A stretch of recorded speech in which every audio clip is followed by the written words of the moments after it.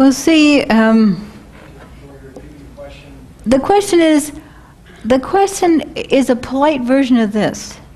How do we know you're doing exegesis instead of eisegesis?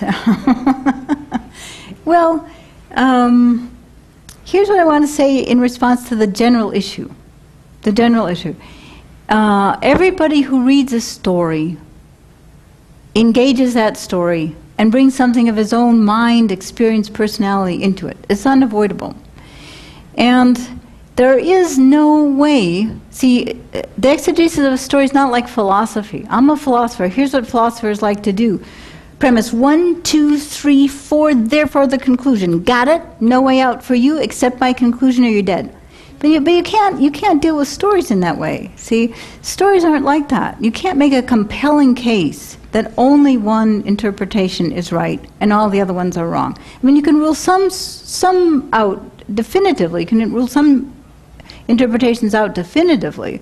So Mary wasn't staying in the house because she wanted a new car. I mean, you can rule some interpretations out. But you can't rule one in compellingly, decisively. All you can do is say, this is how it looks to me. What do you think? Can you see it that way or not? That's about all you can really do.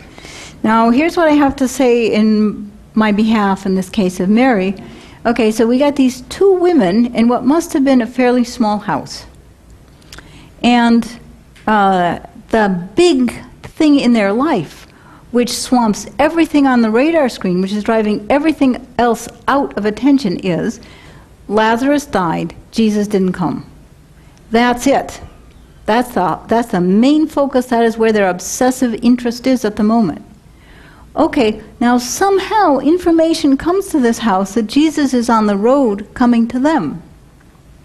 Very hard to see how this information could have got to one of these women and not the other one.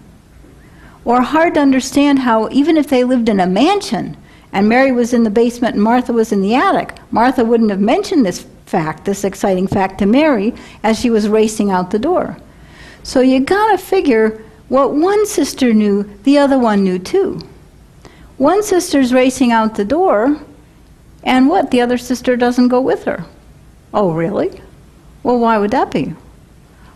You know, he's coming. Here's the big excitement. He's finally coming. Martha's got to go and rush to meet him. She can't wait till he gets there. And the other sister says, no, thanks. I think I'll just stay here, thanks. Now, what would account for behavior like that? Well, there's my explanation. See? There's my explanation.